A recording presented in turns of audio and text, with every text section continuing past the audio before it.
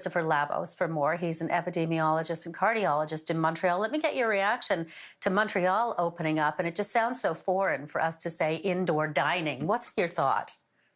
It certainly does. It is somewhat shocking that we've gotten to that point. I mean, the reason why this is happening is that the daily case counts are down, the vaccination rates are up, so everything is going in the right direction.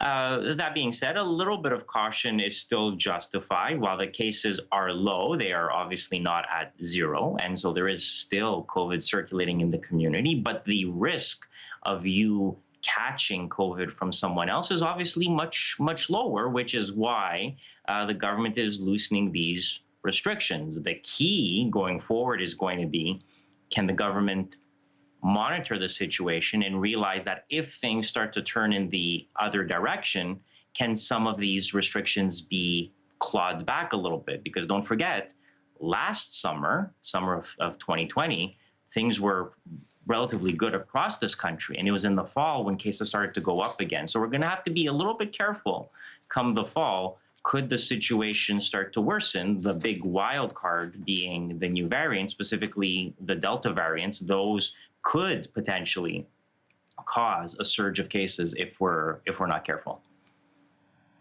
And when we talk about the Delta variant, I mean, you referenced last summer, and of course we didn't know about the Delta variant last summer. A lot has changed clearly because of the vaccination rollout, and the more we're learning about the Delta. How much of the Delta? How much of it the reason for shortening the doses? The interval for people who got AstraZeneca, because that decision was made in a number of jurisdictions, to 8 weeks. How much of that is because of Delta? Probably a lot of it. I mean, a lot of it, too, is due to the fact that the vaccine supply is no longer as stretched thin as it was even just a few months ago. So the original reason why the doses were extended as far as they were was because of inadequate supply, and the government was trying to give as many people one dose as possible to at least give them some degree of protection. Now that supply is no longer an issue, you're seeing a bit of catch-up happening to make sure everybody gets their second dose. But the Delta variant just underscores how important that is, because when you look at some of the studies that have been done around the world, the degree of protection that you get with 2 doses is quite high. We're talking close to 90% protection with 2 doses, but far, far less protection with just a single dose, ranging between 30 and 50% protection. So while 1 dose obviously gives you some degree of protection, you really do need those 2 doses. And if the Delta variant becomes the dominant strain, which it looks like it probably will be, at least in Ontario, Quebec still has relatively low numbers of the Delta variant, which probably explains why it's doing as well as it is. But if the Delta variant becomes the dominant strain, you're obviously going to want people to have both their doses to minimize new cases. So clearly that's going to have to become a priority going forward.